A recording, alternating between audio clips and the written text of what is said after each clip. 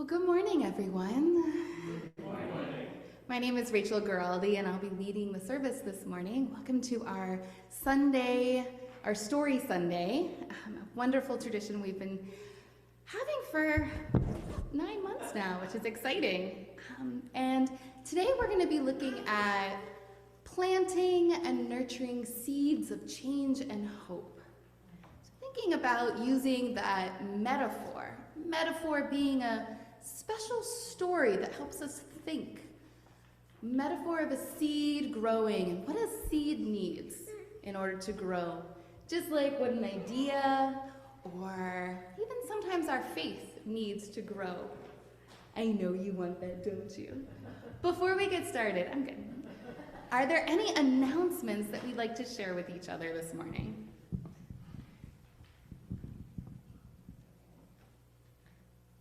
Any announcements? Is this announcements? Yes. Yes.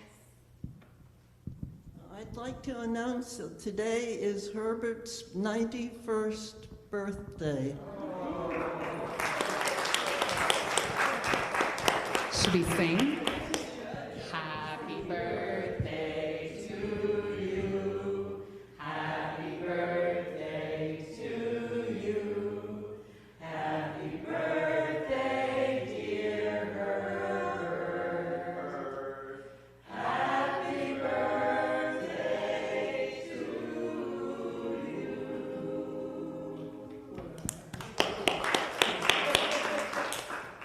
I've never heard a more beautiful rendition than today, but I don't know whether I should cry when the old man has become still older, or whether I should laugh because the old man still enjoys life. I think I opt for the latter. Why not both? Any other announcements?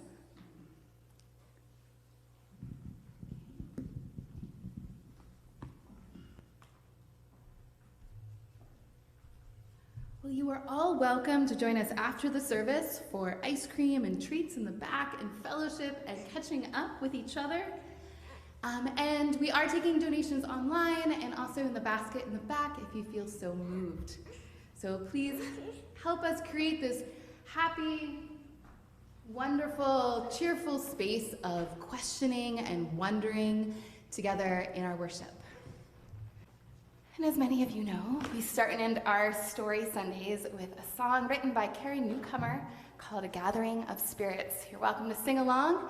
Many of you have learned the tune and the words at this point.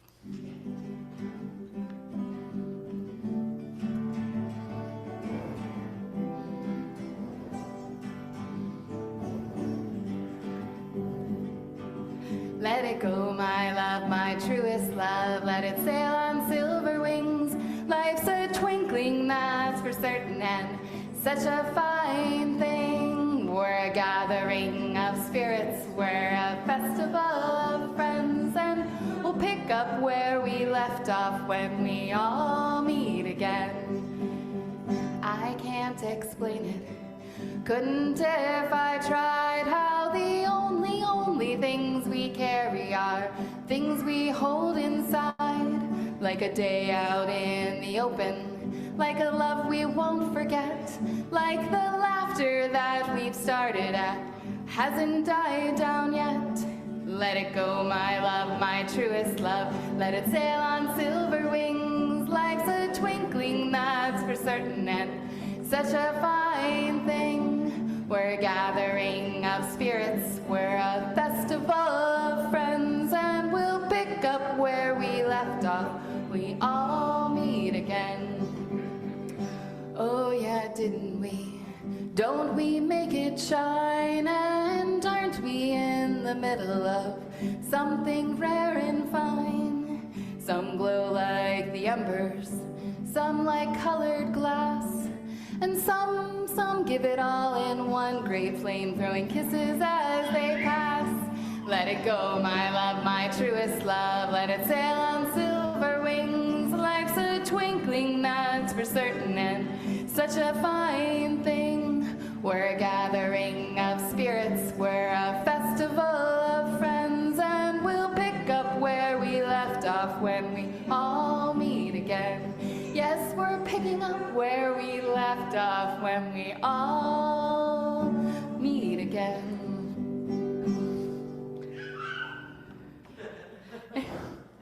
Welcome, welcome, welcome. So we start our services with the lighting of a peace candle. And I've been telling versions of the story of how the peace candle came to be in our churches for several months now. So long, long ago, in a small village far away, it was a time of war, of violence, of strife. It was a time where people didn't get along very well with each other. They didn't help each other out when somebody was hungry. They didn't help each other out when somebody was sick.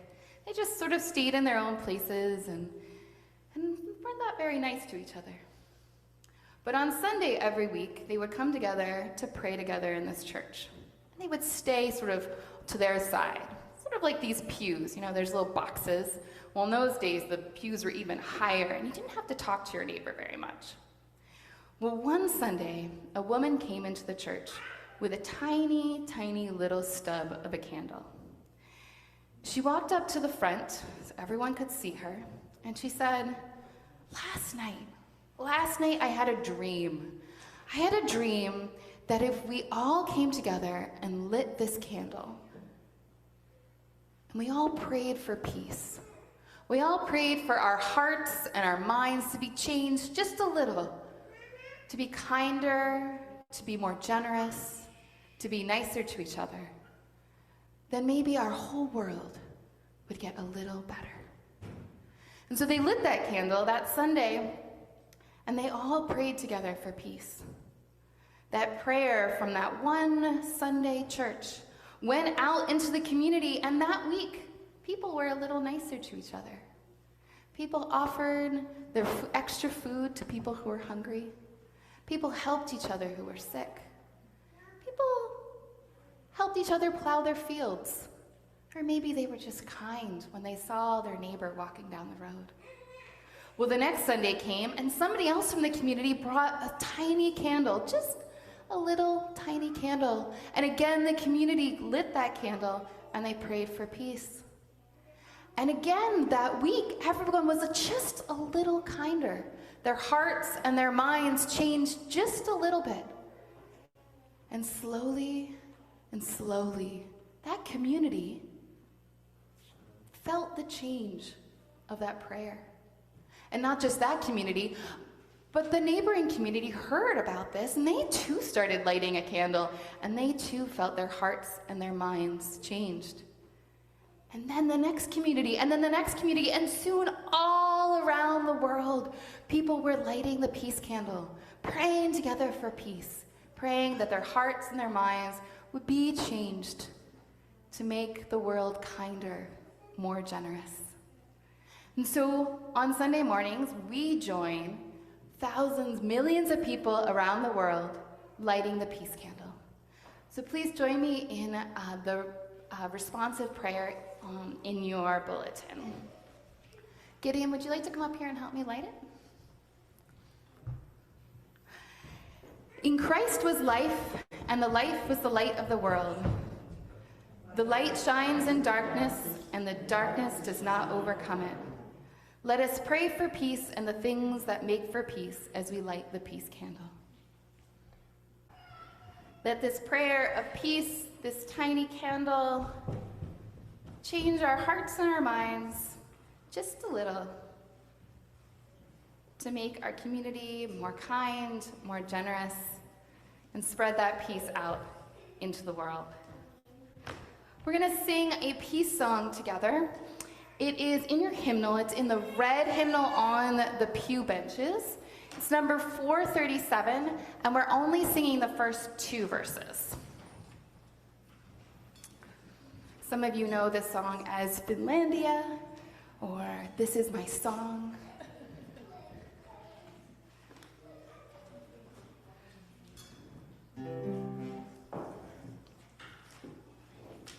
And welcome everyone who's coming in.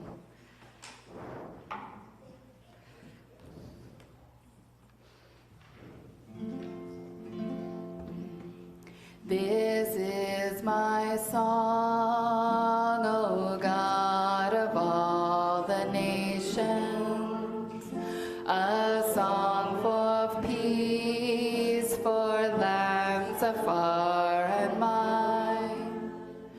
This is my home, the country where my heart is.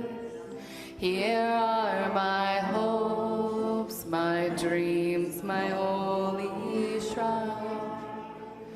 But other hearts in other lands are beating with hopes and dreams as true and high as mine. My country's skies are bluer than the ocean, and sunlight beams on clover leaf and pine. But other lands have sunlight too and clover, and skies are everywhere as blue as mine.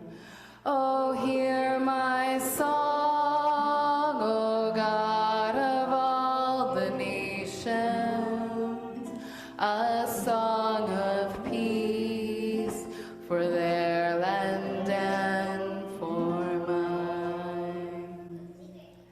Thank you, everyone.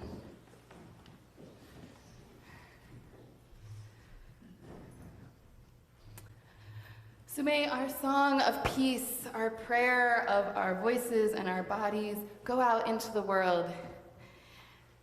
And now we turn our hearts and our minds to our story time. So children, families, those young of heart, you're welcome to come up a little closer so that you can see the felt board. Can you see this? I'm okay. Right?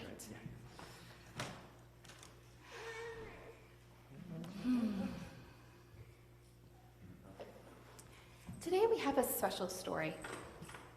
It's a story that in the books of the Christian scriptures is called a parable. Hey, sweetie pie, you gonna sit in my lap? I think I need a little space, okay? A parable is a special story because it doesn't have a very clear meaning at first. It's kind of like this box. Sometimes parables are closed, and we have to keep coming back to them until they open for us. Parables sometimes are confusing. They're deep in meaning. They're a story that over time we might understand to be complicated. They might open once, they might open twice, they might open 3 times for us or even more. They have different meanings to us, for us at different points of our life. Sometimes they're hard to put back together. I don't quite understand them all the time, but they teach us things at different times. So come with me to hear this story. Let's see if there's anything else I have to start our story. I have some seeds. I have a farmer who's going to help me tell my story. Okay. Once, long, long ago, there was a wise man. A wise man who people like to ask a lot of questions to. I wonder if there's anyone here who likes to ask a lot of questions.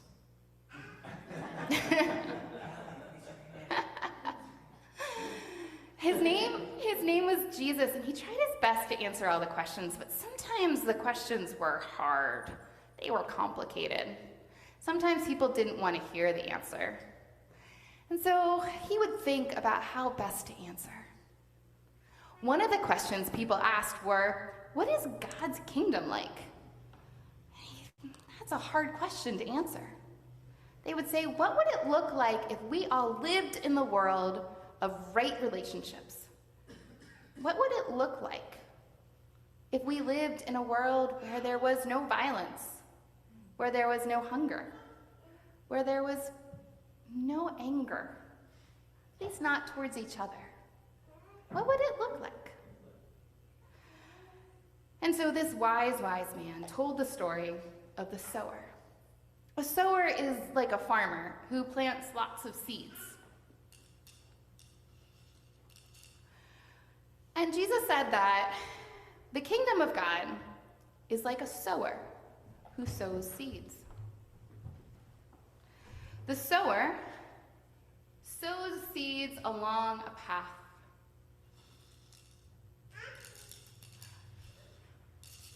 A hard dirt road, maybe paved. And those seeds fell on the road, and the birds came and gobbled them up. Yum, yum, yum, yum, yum, yum, yum. And the seeds did not grow. Next, the sower sowed the seeds on rocky ground.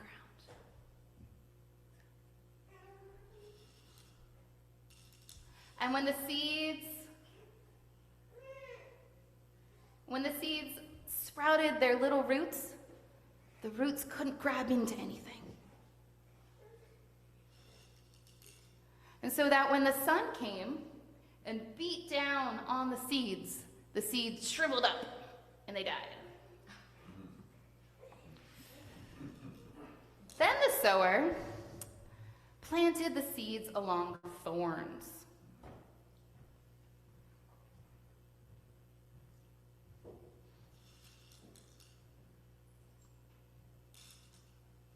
And those seeds sprouted their roots. The roots went down into the soil, but when the little sprouts came up, they got choked out by the weeds, and they died.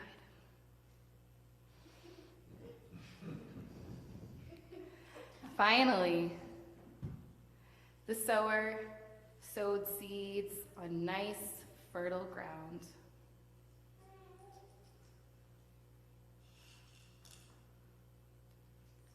And these plants grew their roots down, down, down into the earth, and their little sprouts came up. And the farmer came and tended them, pulled up all the weeds around them, nurtured them, watered them, and they grew into wonderful vegetables and fruits. And she came around and she harvested them and shared them among her community. In fact, one seed that was planted grew up into a tree that gave shade to the whole town and became a place for people to have picnics and to come together in friendship.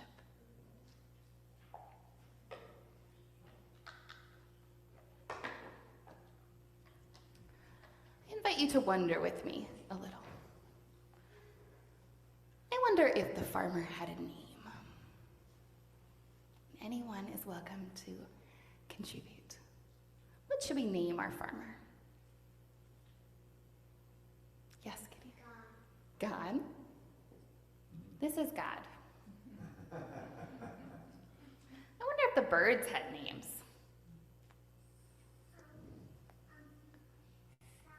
Sun. This one's name is Sun. Okay. Any other names for the birds? Rain. Gideon? Earth. Oh, we've got some good, let's go with nature names for these guys. I wonder how the farmer felt when the birds ate up all the seeds that were on the path. I wonder. Sad? In between? In between what? Because maybe God kind of like that birds ate. Oh, interesting. So maybe the sower, maybe God liked that the birds got some food, but was kind of upset that the seeds didn't grow. Sort of in between. I wonder. I wonder how it felt for the sun to beat down on those tiny little plants. I wonder how how the plants felt.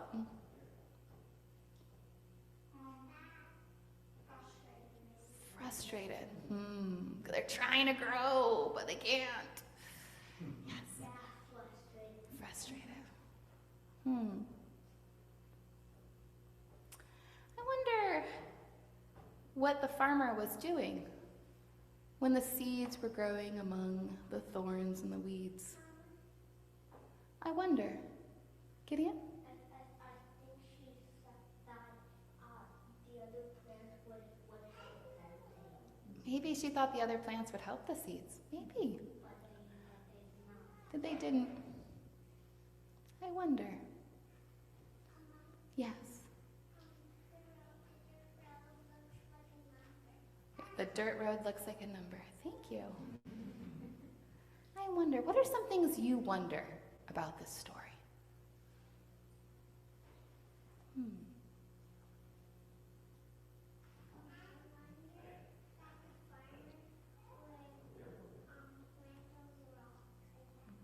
You wonder if the farmer will plant the seeds among the rocks again?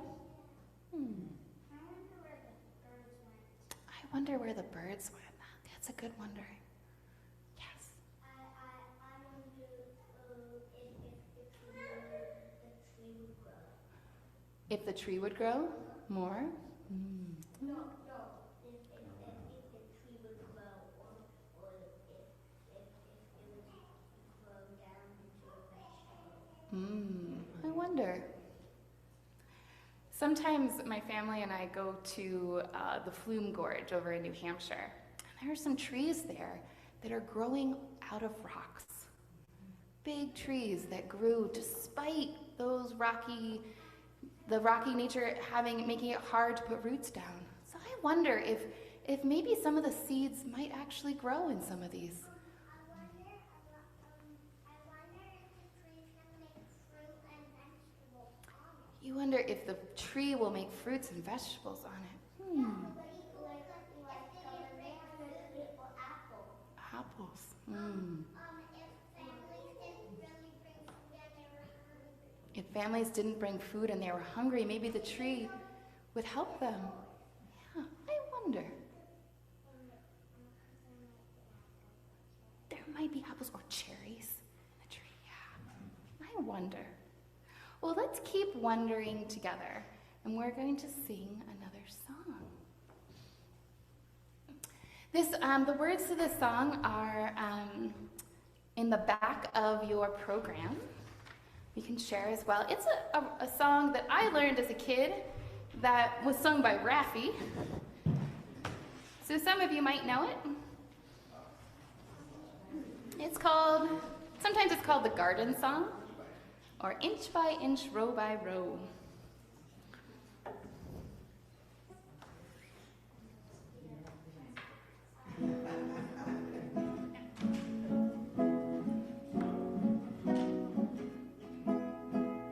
Inch by inch, row by row, gonna make this garden grow.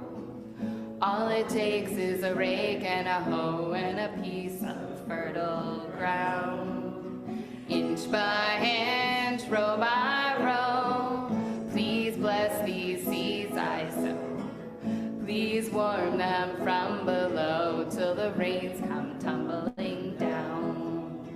Pulling weeds, picking stones, we are made of dreams and bones.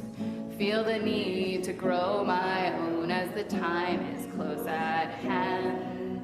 Grain for grain, sun and rain, find my way in nature's chain.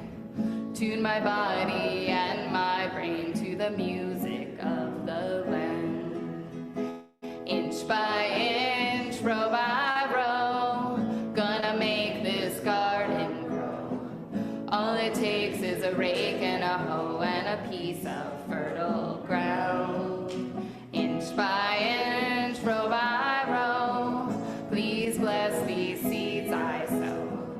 Please warm them from below till the rains come tumbling down. Thank you, friends. Now we're going to hear two stories. And these stories are about planting ideas and what we need to do hey Galilee, we're gonna listen to two stories, and they're about what we need to do to nurture ideas, that ideas like seeds, and help them grow into the world. So I welcome Joey and Danette up. We're gonna listen to them. So this book is called The Most Magnificent Thing. Some of you know this story. Do you know it? Oh, great. And I don't know it. And you all know it. I bet you guys don't know it. Well, there you go. Perhaps this is your very copy. Yeah. The Most Magnificent. I even knew this story. Now I have to adjust my glasses. A lot of adjusting when you're old. This is a regular girl, and her best friend in the whole world. They do all kinds of things together. They race, they eat, they explore. Sometimes they relax. She makes things, he unmakes things. One day the girl has a wonderful idea. She is going to make a magnificent thing. She knows just how it will look. She knows just how it will work. All she has to do is make it, and she makes things all the time, easy peasy. First, she hires an assistant. Everyone needs an assistant. Next, they gather their supplies. You can't make things without supplies. They set up somewhere out of the way, and they get to work. And it's a lot of work. The girl tinkers and hammers, and she measures, while her assistant pounces and growls and chews.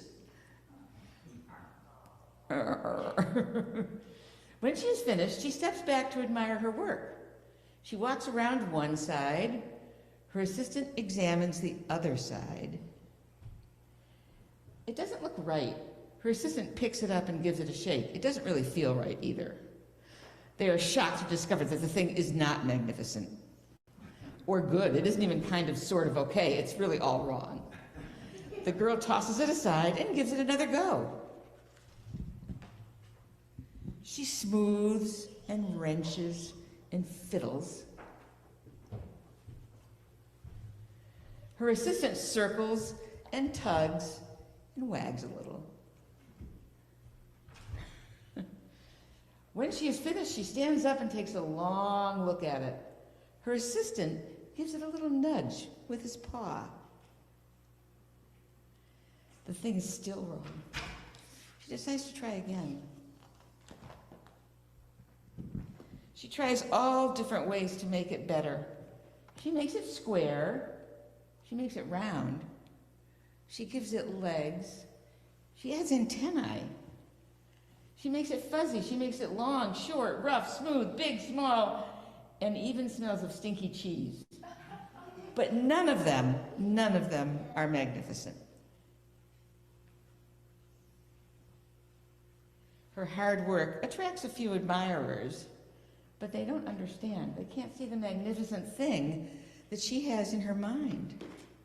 All they can see is all the wrong ways. She gets really mad. The angrier she gets, the faster she works. She smashes pieces into shapes. She jams parts together. She pummels the little bits in. Her hands feel too big to work, and her brain is too full of all the not right things. If only the thing would just work. This is a very big picture with one word. Crunch. Uh-oh. The pain starts in her finger. It rushes up to her brain, and she explodes. It is not her finest moment. I'm just no good at this. I quit.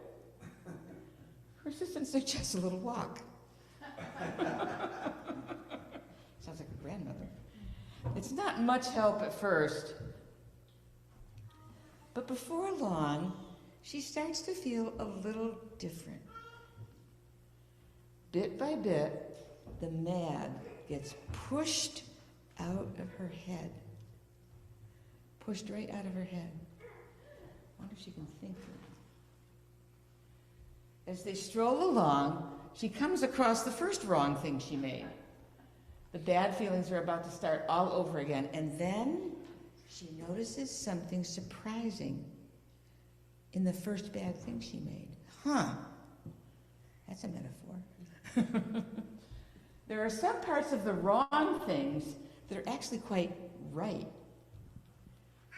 The bolts on one, the shape of another, the wheel-to-seat ratio of the next. There are all sorts of parts that she actually likes. By the time she reaches the end of the trail, she finally knows how to make the thing magnificent, and she gets to work. She works carefully and slowly, tinkering, hammering, twisting, fiddling, gluing, painting. Her assistant makes sure there are no distractions. This is the perfect thing to ward off bears. This will stop that leak. This one's all wet. The afternoon fades into evening. Finally, she finishes, and she alerts her assistant. The pair take a good, long look.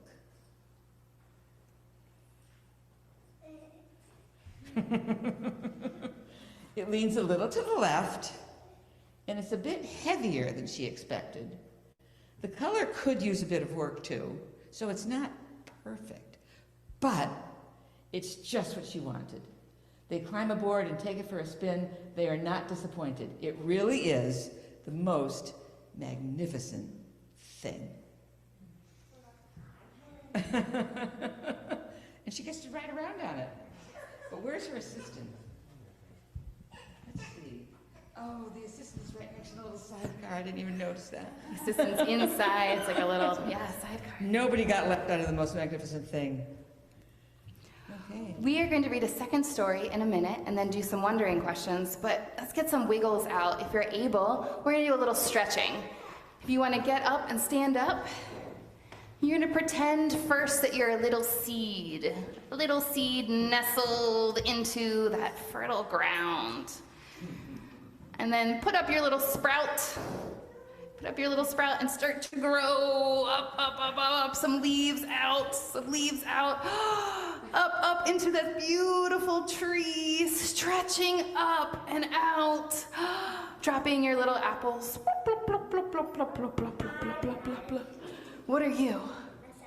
You're a sunflower. Okay, be that big sunflower. Oh, and then the birds come and eat a bunch of your seeds. Okay, let's get those wiggles out a little bit.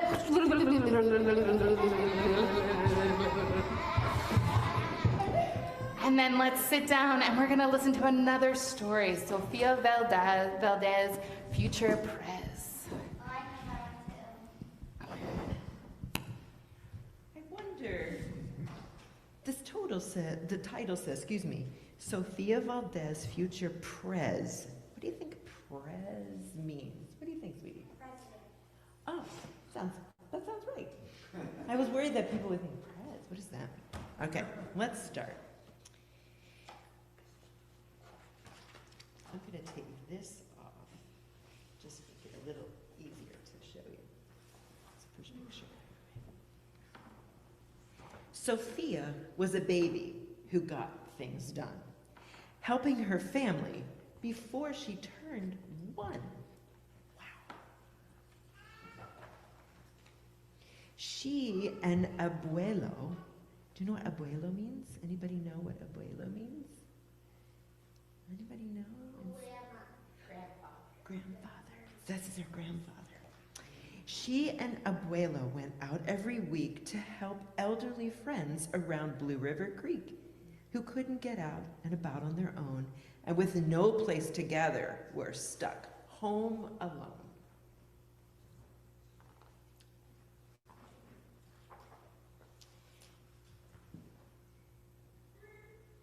Raking the leaves, taking pets for a walk, or just dropping by for a treat and a talk, Sophia Valdez did as much as she could for her family and friends in her whole neighborhood. A dreamer, a doer, a real-life go-getter. Most people like good, but Sophia liked better. This one's kind of tricky to read. I'm gonna have to turn the book to read this picture, about this picture.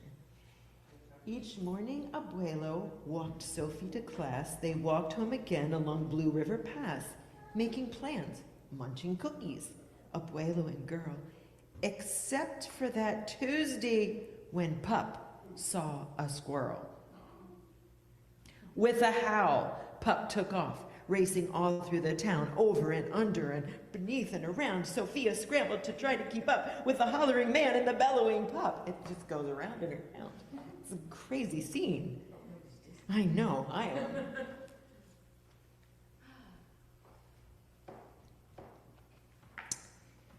Up the squirrel ran to the top of this hill, made of leftover junk for the local landfill. They reached the tip top of that mountain of trash, which jiggled and broke with an ear-splitting crash.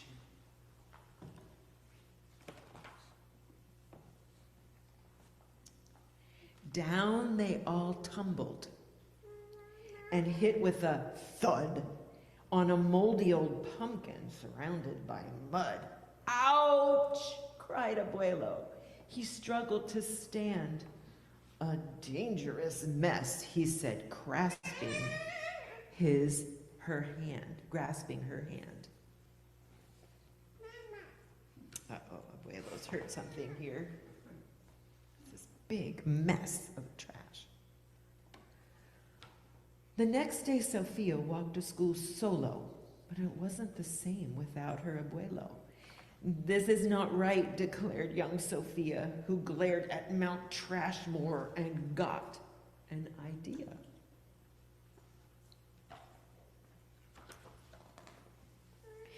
The very next morning, at dawn, she planted a sign at the front of her lawn. She stood back and smiled, and Puff gave a bark.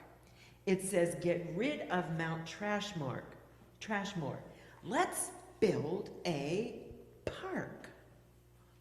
Get rid of Mount Trashmore and let's build a new park. Now she's going to go talk to all the neighbors. Each of her neighbors had something to say about benches and fountains and places to play, meeting spots, gardens, a basket for beads, a rubber duck pond, and a kiosk for cheese. She drew every thought on her map of the park, which was perfectly perfect by 1:15. I like that time, 1:15, yeah, and half past dawn. Sounds like she's listening to Sade. She drifted to sleep in her soft, cozy bed, then bam! She woke up when a thought smacked her head. Her heart skipped a beat as she realized each one of her neighbors had said, "Let me know when it's done." They all thought Sophia could build it alone, but how could one girl do so much on her own? The weight of that thought made her tender heart ache as night thunder growled, and she lay wide awake. Then dawn brought a storm, and the gloomy sky wept, and the heart-sick Sophia finally slept.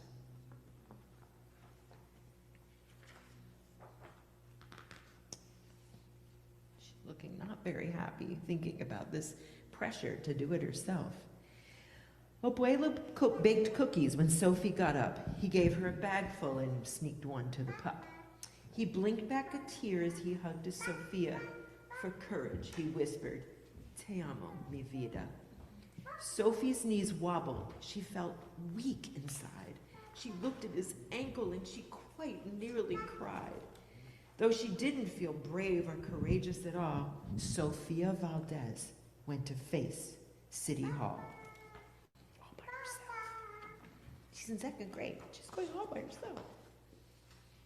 Here's the library. Here's City Hall. Do you see Sophia? Yeah. Can you point to Sophia? She looks very, very small.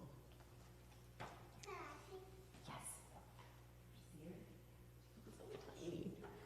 Going up the steps by herself. So brave. The mayor's office sent her to room 401, the Blue River Creek Department of Fun, which sent her downstairs to room 302, the office of duck ponds and cool things to do, to the office of monkeys, the Department of Cheese, the division of fountains and meetings and bees, then down to the basement, so musty and cramped, where all the town's papers were stored and stamped. And that's where the clerk said what no one else did. You can't build a new park. You're only a kid. Those are not words she wanted to hear. Those must have hurt.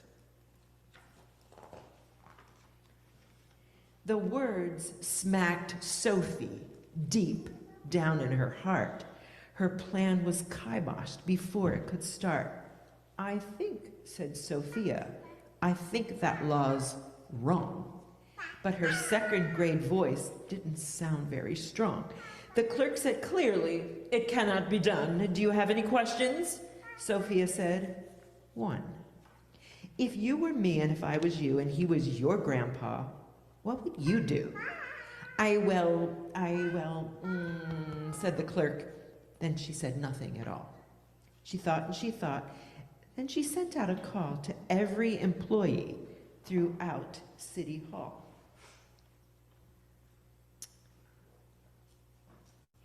The entire government of Blue River Creek crammed into the office to hear Sophie speak, but her words jumbled up and her cheeks turned bright red as a dozen emotions rushed through her head. Her heart beat so loudly she thought it would crack.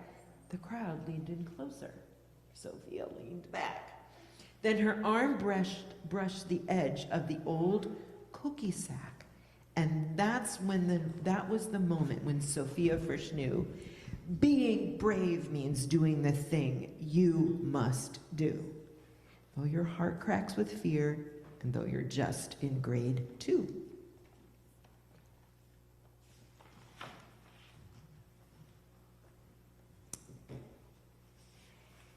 She took a deep breath,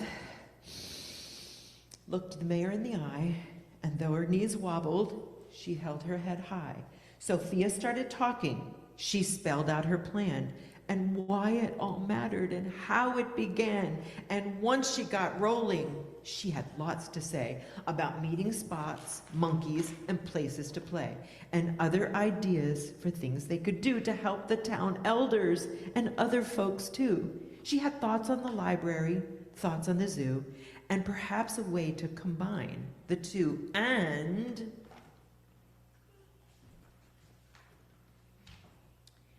all right. I think I skipped a page. Nope.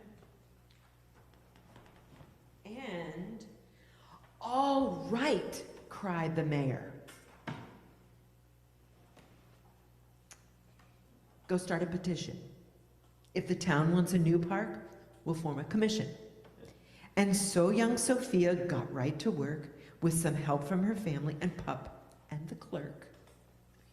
Here's Abuelo. Sign the petition.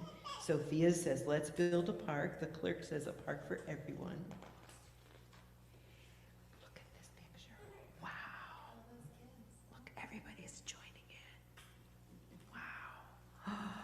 Then others joined in, not all, but a few, like little Miss Greer and the kids in grade 2. Oh, there were hearings and surveys and taxes to figure, then bulldozers, cranes, and a blue bigger digger. They all built that park. That's how it got done. And the hard work of, by, and for everyone. But it began with the dream of just one person, just one, who laced up her shoes and then led the way to help Blue River Creek get a new place to play.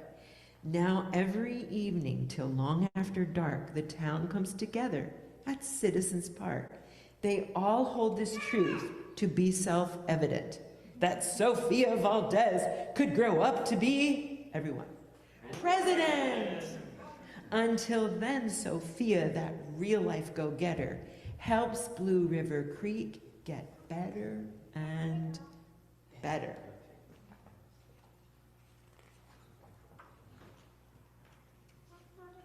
And that's the end of the story. That sort of reminded me of the Pocket Park in Strafford. It made me think of our Pocket Park when I was reading it. Thank you. Thank you. So we're going to take a few minutes and wonder together about those two stories, The Most Magnificent Thing and Sophia Valdez, Future Press. Take a minute. I wonder what you liked best about those stories. Anyone is welcome to contribute, and I'll just repeat what you say for the mics. Yes. I like the magnificent things because she didn't stop just when she kept failing. She just kept trying over and over. She didn't stop. She kept trying over and over and over. Yeah. What else you liked best? Did you have something, Gideon?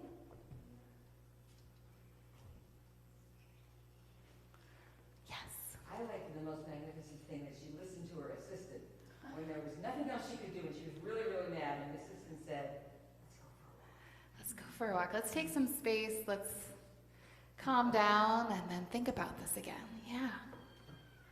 Thank you. Thank you. Wonder else you liked best. Yes. I like the magnificent thing when she made something that didn't work.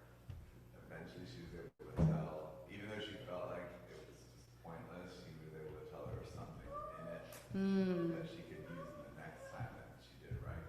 And in the picture, there's like 12 different renditions of the thing that she made, and she goes through and she finds something in each of them that worked and then puts it together. That's really great. Yes. I want these two girls to be friends in these two stories. They both didn't get, well, they might have felt like giving up, but they didn't. They didn't give up. They probably felt overwhelmed. They didn't give up. But they didn't give up. I wonder where you see yourself in these stories. I wonder where you see yourself in the story. If you could be in the story, which character would you be?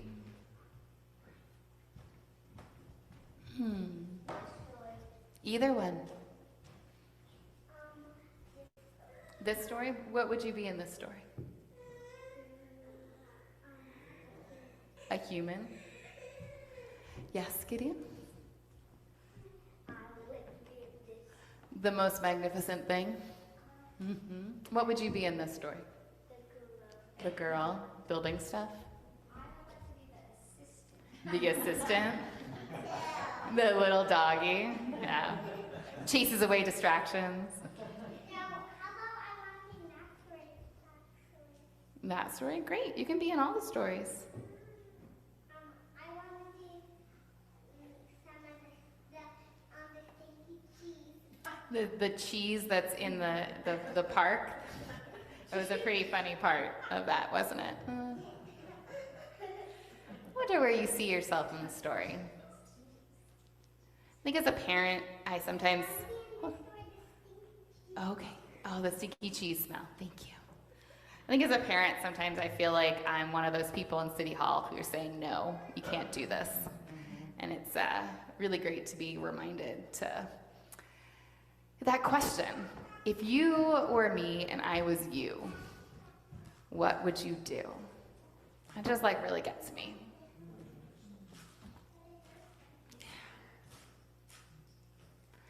I wonder if there's any parts of these stories that sparkles for you. Something that rises up to the surface, that maybe a little message for your heart, or something that touches you.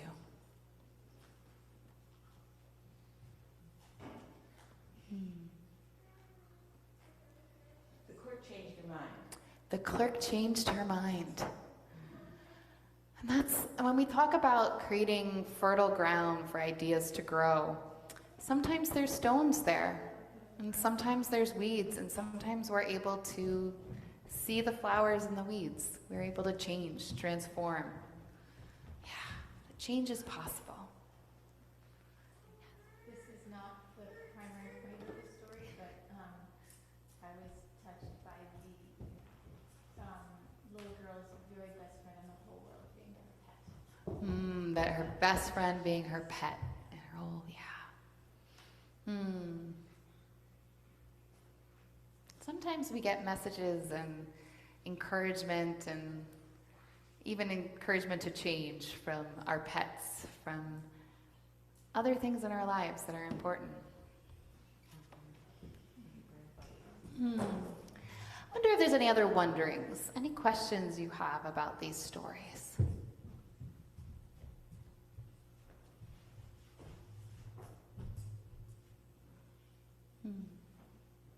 It's interesting that nobody got it done all by themselves. That nobody did it all just alone. Yeah. In either story. That we need each other. We need community and friends to grow those ideas of hope and change.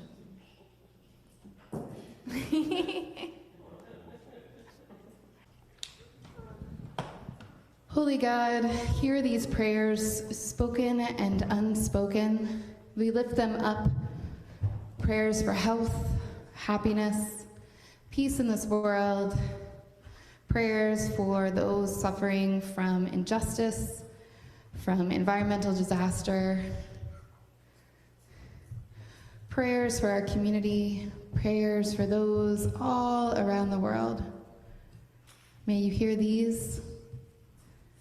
Lift them up, and may those prayers change our hearts and our minds just a little bit to bring change and hope into the world.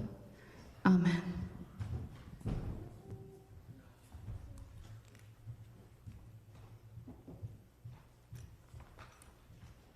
Okay, let's sing a song. You're welcome to stand up if you'd like. This song, Plant a Little Seed, is a song that builds on itself. So I'll start singing it, and we're going to sing that first part over and over again as we build on our plant. So start singing along as you get it.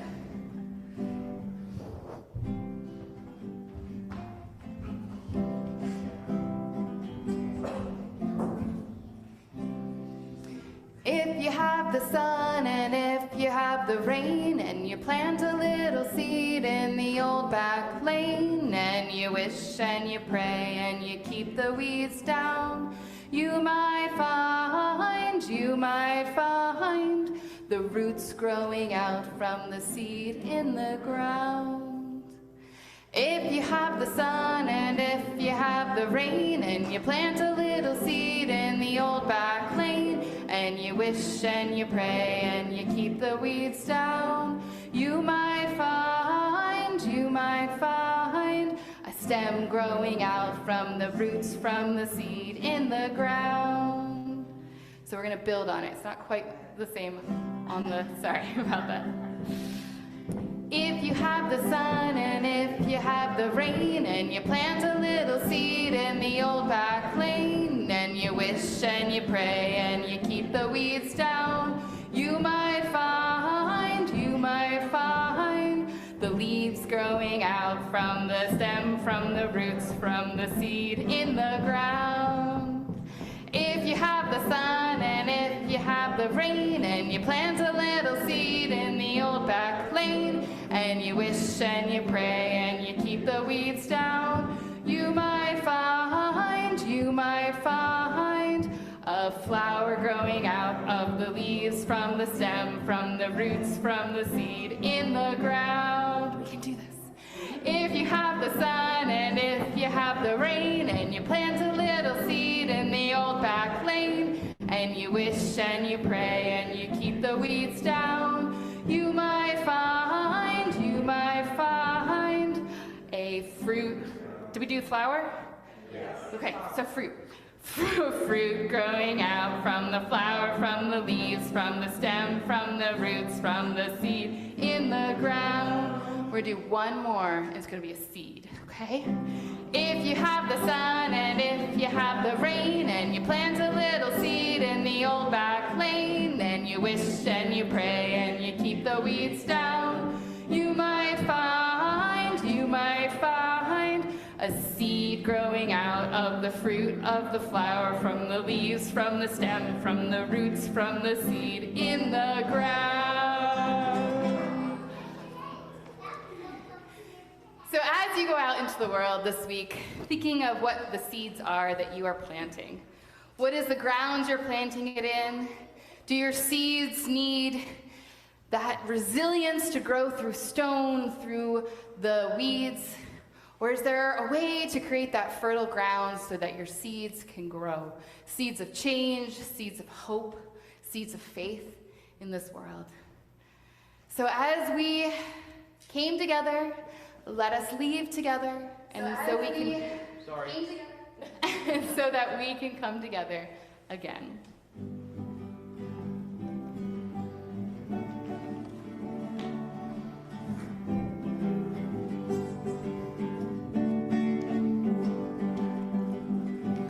Let it go, my love, my truest love. Let it sail on silver wings. Life's a twinkling, that's for certain, and such a fine thing. We're a gathering of spirits, we're a festival of friends, and we'll pick up where we left off when we all meet again. I can't explain it, couldn't if I tried, how only things we carry are things we hold inside, like a day out in the open, like a love we won't forget, like the laughter that we've started that hasn't died down yet.